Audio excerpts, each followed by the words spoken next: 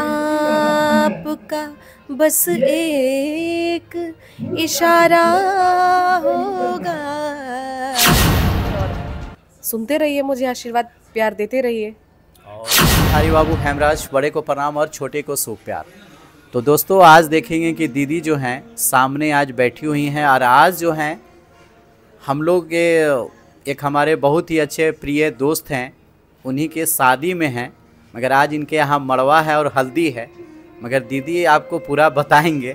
तो सबसे पहले आपको हमारे चैनल में आपका स्वागत है।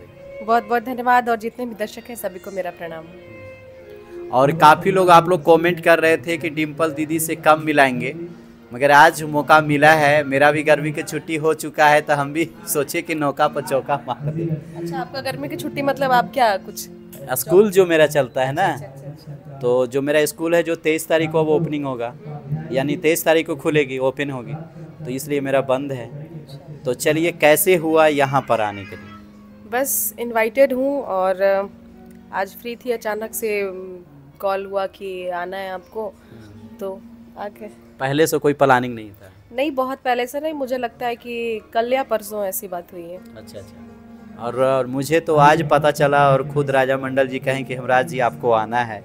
फिर हाँ ना में थे, मगर उसी समय फिर वाई बोली कि नहीं जाइए। हमने कि ठीक है जाते हैं। तो अच्छे, आजकल आपको हम देख रहे हैं कि विदेश यात्रा कर रही हैं या इंडिया में यात्रा कर रही है पूरा एरोप्लेन से? दोनों है, जहाँ लोग बुलाते हैं प्यार से तो दोनों जगह जाती हूँ। इंडिया में तो है ही, बाहर भी लोग प्यार से बुलाते हैं और अच्छे कार्यक्रम कराते हैं तो मैं जाती हूँ। और अब जो पहले और अब में काफ़ी अंतर भी है। हाँ, अंतर इस तरह का है कि पहले लोग जानते थे कि डिम्पल जी गजल गा रहे हैं, मगर अब जो जान रहे हैं ना, गजल सम्राट के नाम से। ऐसा कुछ नहीं है, लोगों का प्यार है, आशीर्वाद है कि मेरे गाने पसंद कर रहे हैं और प्यार से कुछ बोल रहे हैं, तो ये सम्मान है उनका मेरे प्रति। तो हम चाहेंगे कि थोड़ा सा गजल को गुनगुना देते हैं आप, एक प्यारा सा। एक तो ऐसे शोर हो रहा है, मुझे नहीं पता क्लियरली आवाज आएगी या नहीं। बिल्कुल क्लियर आवाज आएगी। कौन सी गजल सुनाऊं? गजल तो बहुत सारी है, चलिए एक गजल सुना देती हूँ, नहीं है मेरी। ऐ सनम आपका बस एक इशारा होगा, ऐ सनम आपका बस एक इशारा होगा, कत्ल फिर अपने ही हाथों से हमारा होगा, ऐ सनम आपका बस एक इशारा होगा। और काफ़ी अच्छा, और इसी तरह से आप बढ़ते जाएं। मुझे बहुत ही अच्छा एक खुशी मुझे लगता है कि कहीं भी आप स्टेज शो जितना करती हैं और जहाँ भी जाती हैं, और वहाँ पर आपके पापा जरूर साथ में होता है।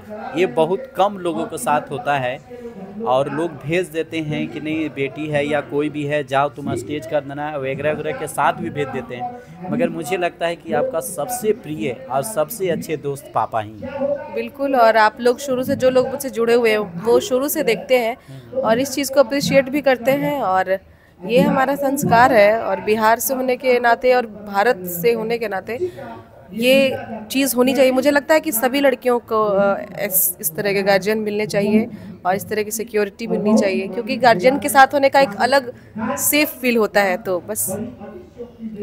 और काफ़ी लोग ये भी कमेंट कर रहे हैं कि शादी आप कब करेंगे? अरे भाई छोड़ दीजिए, ये सब प्लानिंग करके नहीं होता है। जिस दिन लिखा होगा, ऊपर वाले ने क्या लिखा है मुझे नहीं पता, तो हो ही जाएगा। और हम चाहते हैं कि राजा मंडल जी के आज मड़वा में आए हैं, तो एक शादी ब्याह का भी गीत गुनगुना देते आप, क्योंकि गजल का सम्राट तो आप हैं ही। शादी उनकी है और यहाँ पे दर्शकों को क्योंकि सबसे ज़्यादा लोग वहीं से कमेंट करते हैं, लोग आपको सबसे ज़्यादा सोशल मीडिया से ही लोग जानते हैं। मड़वा है तो मड़वा के लिए सबसे फेमस है हमारे बिहार में। और मेहंदी दोनों है, सॉरी हल्दी। तो पहले मड़वा की सुनाइए। एक सुना देती हूँ, मड़वा या हल्दी दोनों में से कोई एक। आज जनकपुर में मड़वा बड़ सोहावन लागे। आज जनकपुर में मड़वा बड़ सोहावन लागे। सिया के चढ़ेला हरदिया मन भावन रे लागे। चलिए, बहुत ही अच्छा।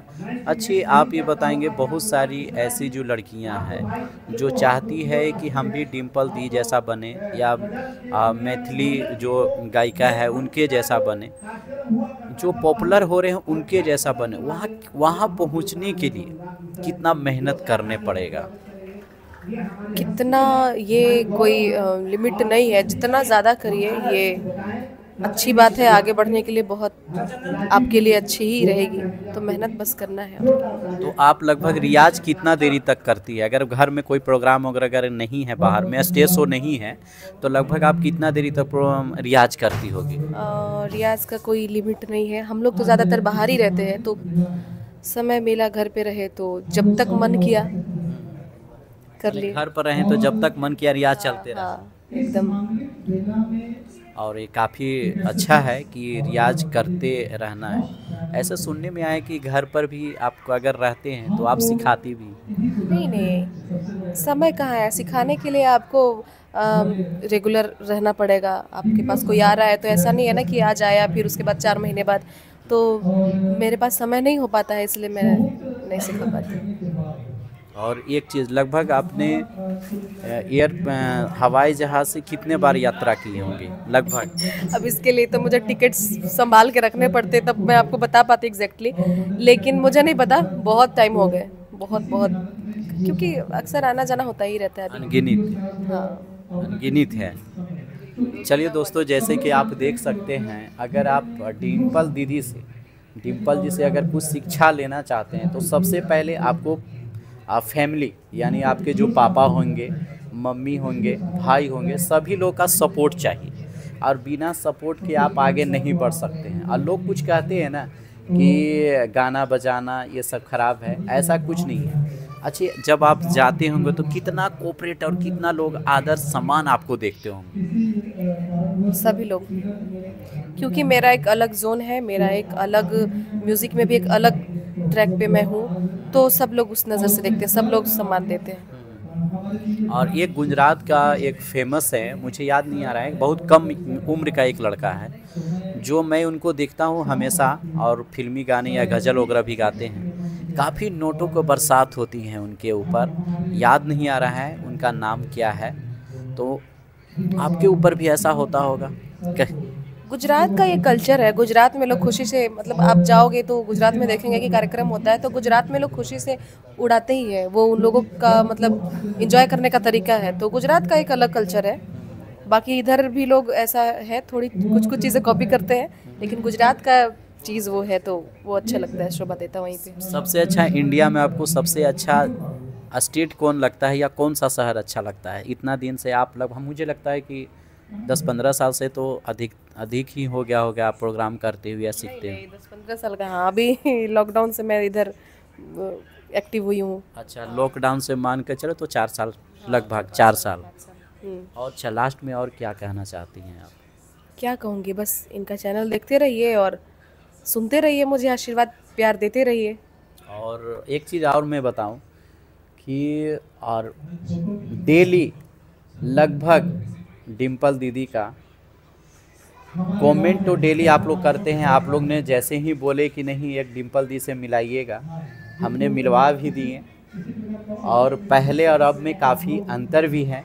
मगर एक चीज़ मैं आपको हमेशा बताऊंगा कि कला एक ऐसा चीज़ है, आजकल देख रहे हैं कि कला में जो पढ़ाई लिखाई कर रहे हैं और जो बीएड एमएड संगीत से कर रहे हैं, जो काफ़ी लोग टीचर भी हो गए। और तो वहाँ पर कुछ हमने ऐसे, आपको मैं नाम बता दूं कि जैसे औरंगाबाद डिस्ट्रिक्ट के पवन बाबू, उनको भी टीचर में नौकरी लगा था, मगर उन्होंने ज्वाइनिंग नहीं की, और उनकी बहन एक अंशु प्रिया वो ज्वाइनिंग की है। तो उनको लगता था कि नहीं, मुझे टीचर का नौकरी से ज़्यादा पैसा मुझे यहाँ पर आता है, और बड़ी शौक से वो इस लाइन में हैं और लोग अच्छे अच्छे काम कर रहे हैं। और डिम्पल दी से और इनके फैमिली से आप पूछिए या जानिए, हमेशा हम आपको दिखाते रहते हैं कि एक अच्छा कलाकार ज़रूर बनिए। और जैसे बताया जाता है बेटी बचाओ, उस तरह से भी आप कोई भी संगीत के अंदर आप चाहिएगा फुल ड्रेस में, तो फुल ड्रेस में ही आपको पूरा क्या बोला जाता है इज्जत मिलेगा, समाज मिलेगा। अब अगर आप जैसे तैसे भोजपुरी को देखेंगे तो आपको उसी तरह का जैसे तैसे वाला ही मिलेगा। मगर आप चाहते हैं कि नहीं, मुझे ऐसे 3-4 गो ऐसे जो लड़कियां हैं जो बहुत अच्छा गाती हैं, और एक और यादव करके एक लड़की है, सोनम यादव है शायद, बिलास जी शायद उनके पापा का नाम है, वो भी बहुत अच्छा गीत गाती है, जो उत्तरी बिहार का है। वो लड़की है। मैथिली जी को देख लीजिए, डिम्पल जी को देख लीजिए, और 3-4 गो ऐसे हैं जो बहुत ही अच्छे ढंग से गाते हैं और अच्छे ढंग से परिवार को भी चलाते हैं। तो चलिए दोस्तों, हम मिलते हैं एक अच्छे वीडियो के साथ। जय हिंद, जय भारत।